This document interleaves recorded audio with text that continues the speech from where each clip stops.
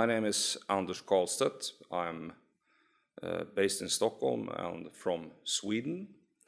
I'm very happy to be here and presenting on the topic of ISO standards support for anti-bribery investigations and audits in the cyber age.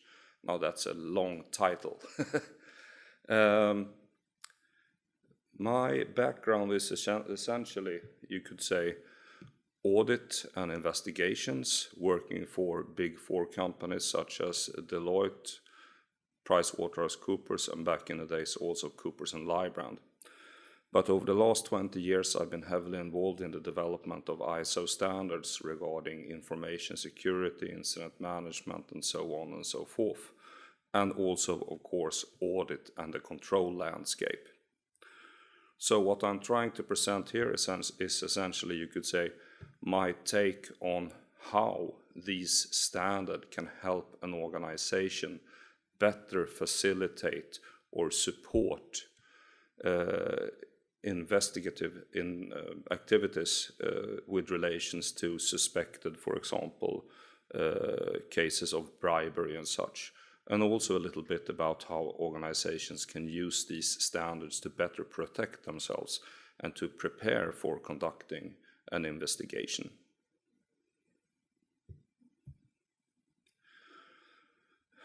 As you know, ISO is not a government organization. It is an organization which is essentially based upon the membership of a number of countries around the world, each contributing to the development of ISO standards.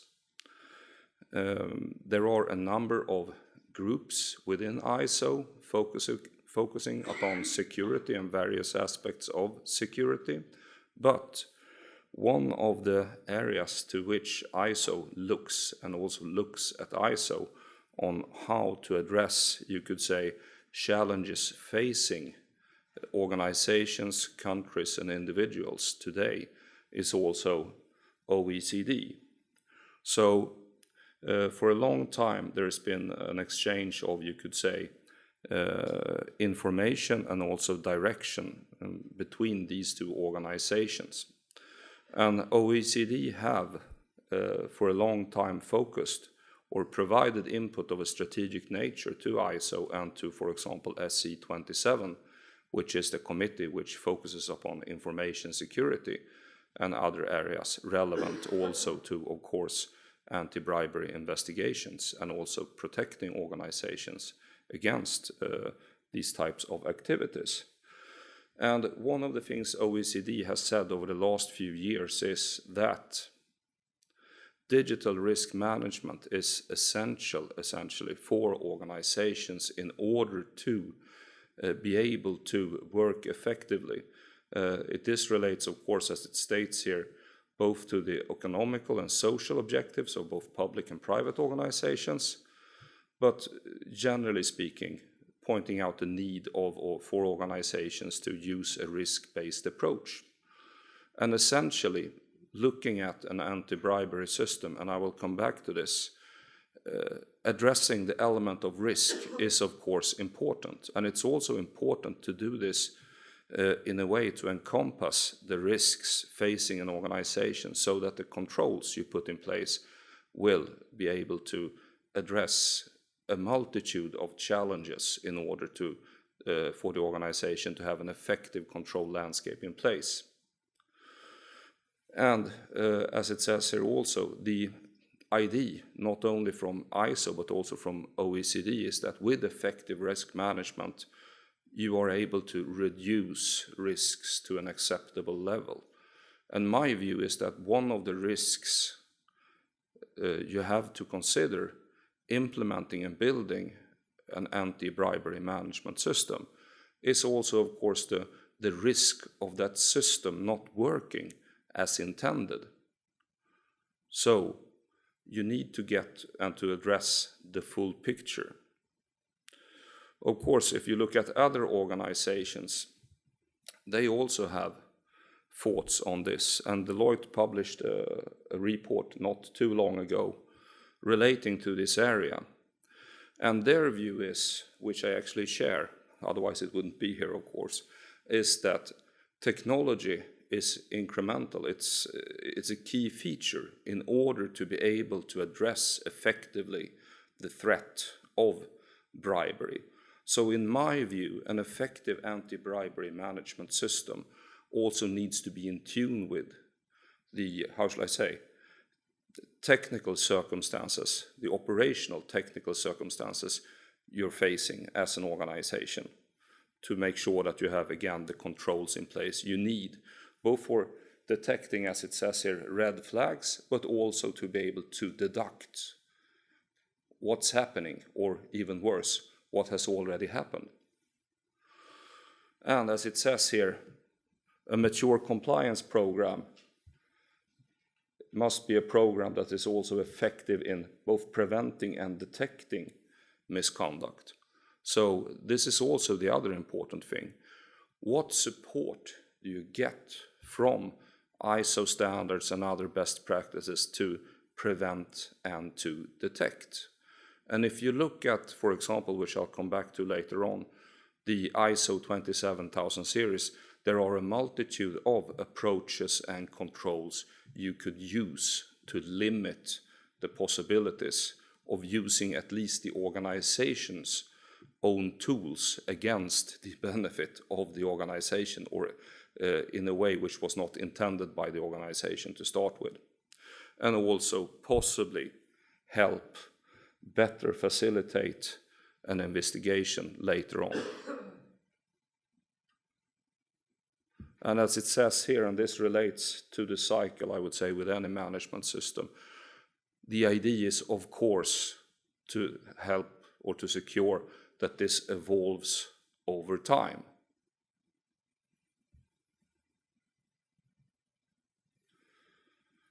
Well, if you look at 37001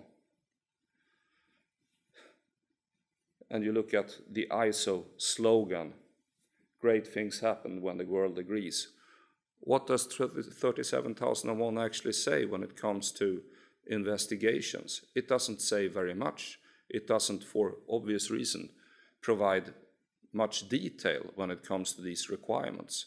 Essentially, you could say that it's very much up to the organization to define how to work with this and how to evolve and improve over time in addressing these areas. As I stated before,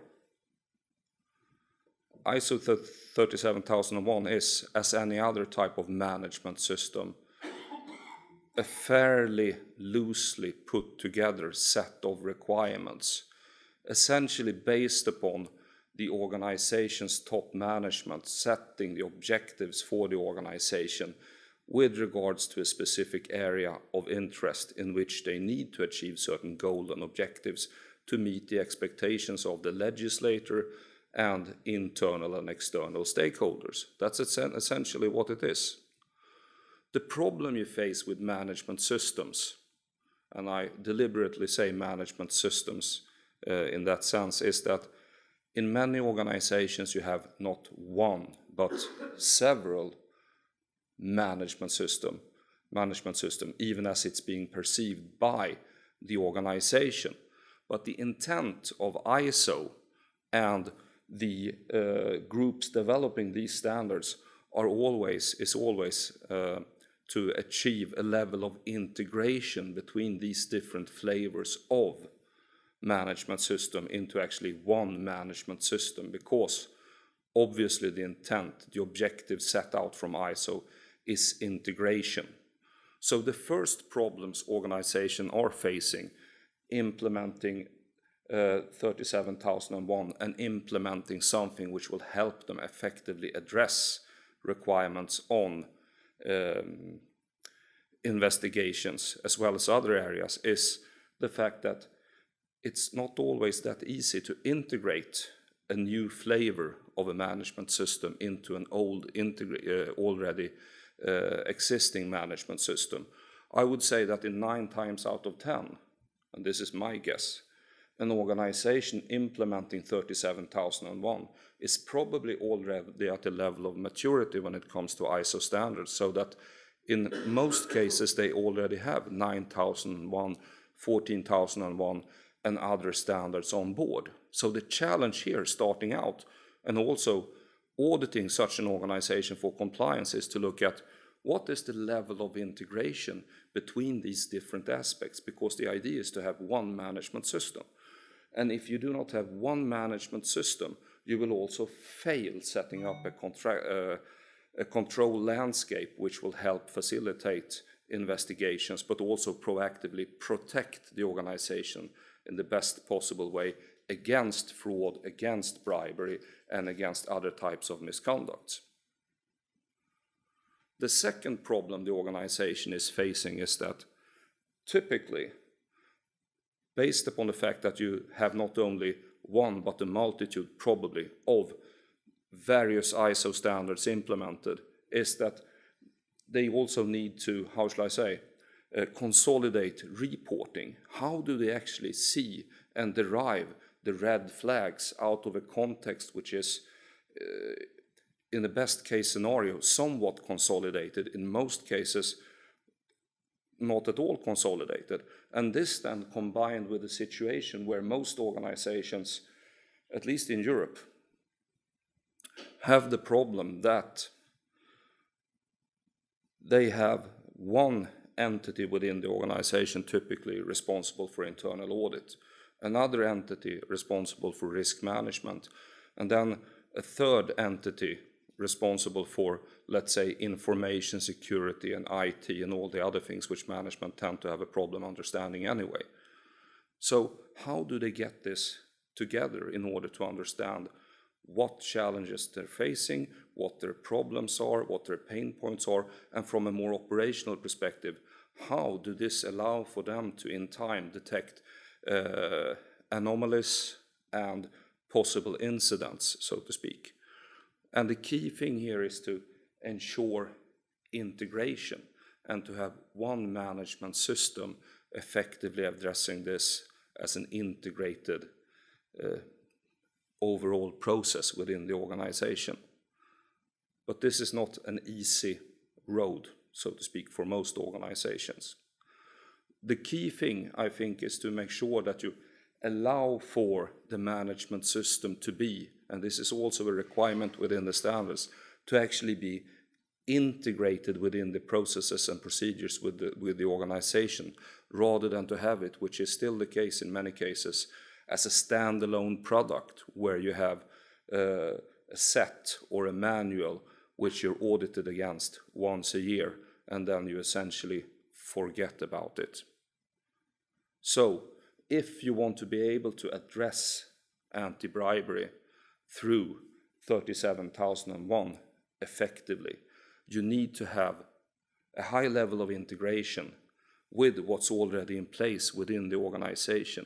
You need to have a high level of integration with the possible ISO standards you've already implemented, and you need to integrate processes such as risk assessment, internal audit, and other aspects of this. Because if you don't, it's also impossible for management to come to a conclusion. What do we actually have in place?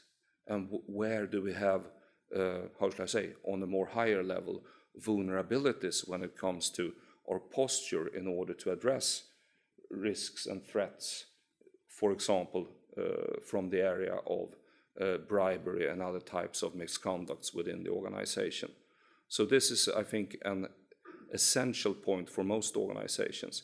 And then on a more, how should I say, day-to-day basis, they're facing challenges when it comes to integrating areas such as, for example, the incident management process, which is part of this and needs to work effectively in order to be able to address this.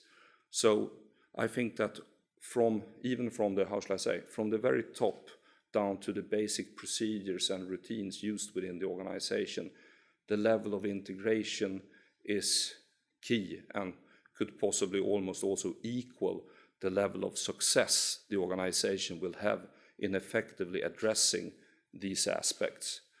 And also, of course, effectively using the resources they have at hand, because any safeguard, any activity is of course also a cost. And one of the most important areas for effectively addressing these areas, especially anti-bribery, I would say, is to make sure that you have the relevant mandate, you have the relevant resources, etc., at hand, in place, working in a streamlined way, being aware of how to do this and also what not to do, essentially.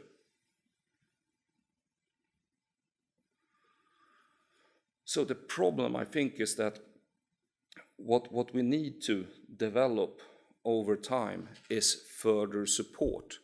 What you already have within ISO are, for example, standards on forensics of a more general nature relating to essentially the criminal process in general terms. But what we also have within SC 27 is 27037, which is giving advice upon how to work with forensics when it comes to digital evidence. And I will not go into detail there, but there you have solid support on how to evaluate digital evidence and what to do and what not to do when it comes to different platforms.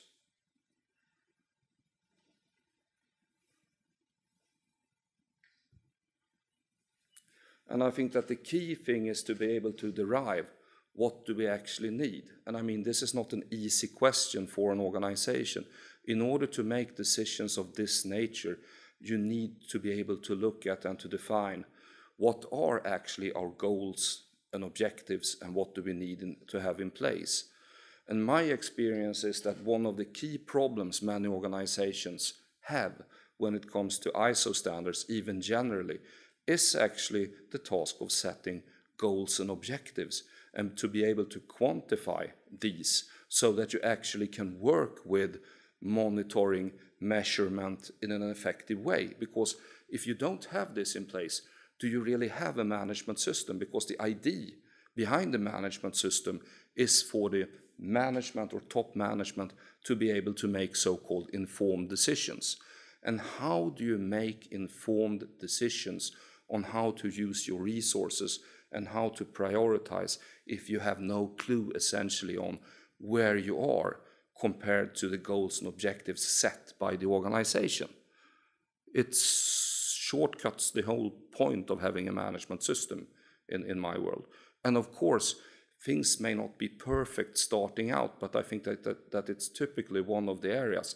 And I foresee when it comes to 37001, I'm not saying that 37001 is not a good thing. It's an excellent thing. It's a good standard and so on and so forth. But I here foresee a problem for organizations to set goals and objectives and to set also this in terms of something which can be quantified and actually used as targets, generally speaking. But you need to have this in place and you need to have the balance and you need to set the focus for how to, essentially, how to spend, where to invest and how to work with this within the organization. Oops.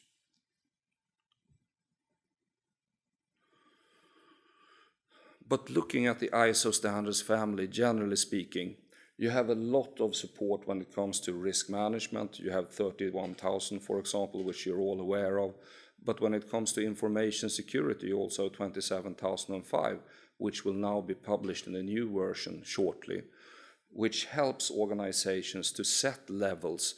And I think that addressing anti-bribery, or rather addressing misconduct in the type of bribery, etc., is typically one of the things which should filter into this when you do select solutions, approaches, safeguards, etc., when it comes to information security. Because information security for anti-bribery is a tool which needs to be used effectively. And you also then need to set effective and efficient controls. And for that, you will have I think about 6 months, a new version of the standard or technical specification called 27008, which is essentially a guideline on how to assess the effectiveness of the selected controls of the organization. So it helps the organization look at the controls we have implemented, are they in place and are they working as intended, etc. And this new document will encompass controls within areas such as information security in general. There you have the link to 27002, but it's also linked to other ISO standards relating to areas such as cloud, cyber, and other areas. So it is a whole cookbook, so to speak, on how to address the reviews and assessments of the actual levels of information security. Because again, my view is that in order to work effectively, you need to be able to derive or conclude what is the actual level of information security, not the perceived level of information security. And of course, this also relates to monitoring and audit that's stated there. And then you have 27037 for forensics and other supporting standards. But the key aspect, ISO standards can only take you so far, is that the organization actually have to make decisions. You cannot blindly use these standards. You need to assess and decide what levels are we looking at, and how do we implement this, and how do we run this effectively over time, and how do we make the changes we need in order to further enhance our posture when it comes to these areas. And of course, information security is also key when it comes to protecting, for example, whistleblowers and other people who are active in this, to actually achieve and address areas such as confidentiality within an investigation process, for example.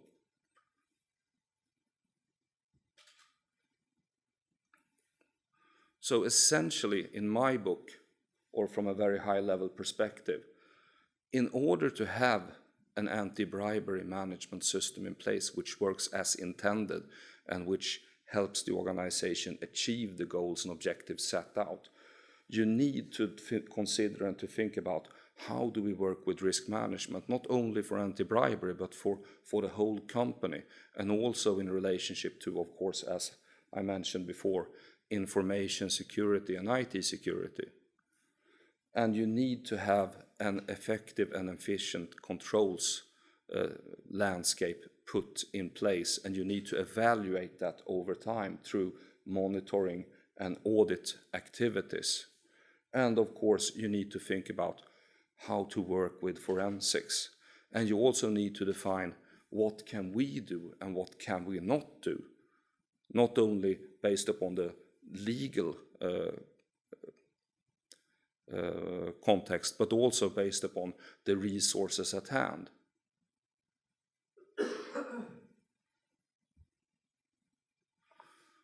We have some, and I will only go through this on a high level for obvious reasons, but for example, recently there's been elections in a few countries in Africa, and based upon the reviews, or rather investigations made by people assigned to, how shall I say, review the outcome of these elections, it was clearly defined based upon what shall I call it, IT forensics, reviewing the setup of the actual election systems, that it was all rigged, essentially.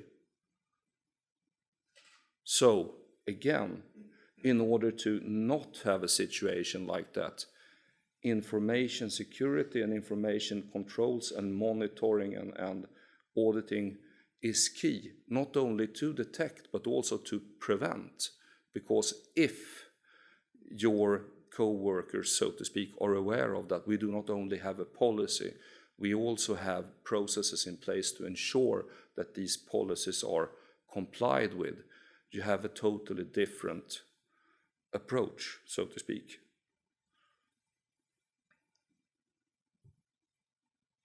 Another example is, for example, a case where a national flag carrier set up operations in Europe, started flying into Scandinavia, and they did not implement an electronic ticketing system. Guess why they did not want to implement an electronic ticketing system? So IT and effective security measures when it comes to IT is, generally speaking, something which will help most organizations to prevent fraud. Another example is actually another client of mine. They run a web-based platform for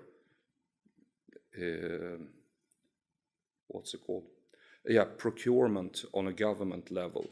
So this platform is used by several European countries to ensure that procurement from their government entities is not subject to bribes or misconduct. But what they have experienced over the years, and this is also something you need to consider, when you implement safeguards, the enemy, so to speak, will try to find other means of accessing the information. What they have experienced is the case that they set it up, they run it, and they have local agents supporting this system in every country, of course. So what organized crime does is not trying to get to, how shall I say, the key or the hub of this, which is hosted back in Sweden. They use various means to try to get to people representing this company locally in other European countries. And they use a multitude of means because the sheer volume of transactions set through this system is, it includes countries such as the UK, for example, and then another 10 European countries. So you can imagine the sums at stake here, so to speak. And what has happened is, in several cases, is that they've actually managed or almost managed to get to people working for local agents. But, of course, they have another level of protection within the system, which means that any anomaly is typically identified, which means that they can act upon something before, as we say I shouldn't say anything, but before bad things happen, essentially. And there's been cases, not for the last year, but over the last 2 or 3 years, where this company has worked proactively with the local police, and they have actually arrested the people who has been entangled into this. And every time the trace has led back to organized crime.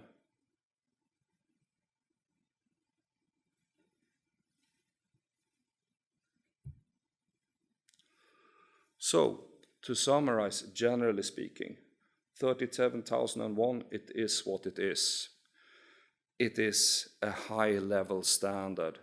Organizations need to take the next step to define what to do on a more detailed level to effectively address this type of misconduct within an organization. Support for 37001 can be found in various other ISO standards, but again, you need to ensure the integration within the organization and the effective implementation of these standards. There are also other best practices out there one can look at. Obviously, you need to look at this from a local context because, for example, even in Scandinavia, on a very detailed level, we have some differences to what's considered a bribe and what's not. And you also need to consider moving forward what the focus will be for the organization.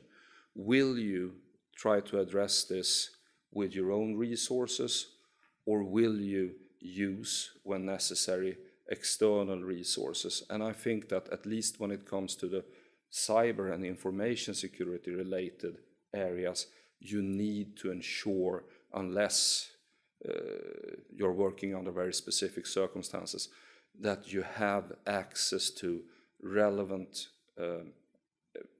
people with relevant knowledge, being able to work effectively in a prepared way with your own resources to address this, because otherwise you risk not only not being able to come to the right conclusions, but also to manage or tamper with the evidence in such a way that it cannot actually be used in court effectively.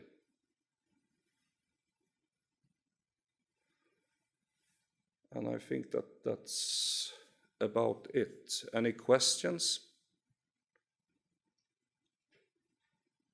Yes?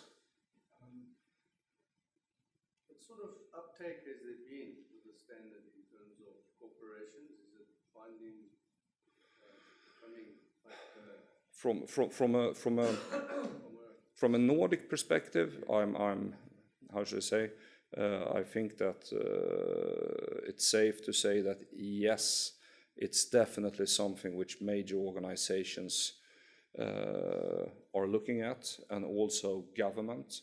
And I think that it will, in a short future, I think that when it comes to procurement, for example, from government, they will look at this and ask for maybe not this standard specifically, but implicitly say, do you have an anti-bribery management system in place or not? Because it's, how shall I say, the matter of misconduct in general and also bribery has always been in the Nordic countries something which immediately raises red flags at the highest level within any company and also with government.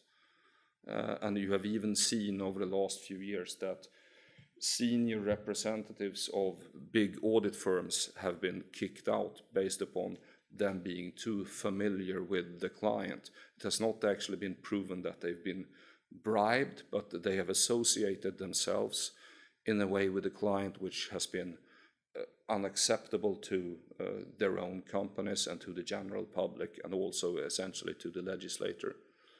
So I think that definitely, in general terms, and for the rest of Europe, I think that the situation is more or less the same. And looking at how shall I say, the dialogue we're having with the market, generally speaking, I would say that yes, I think that it will be one of the, if I put it in sales terms, one of the hottest ISO standards in the next few years, definitely. Any other questions? Okay, thank you so much.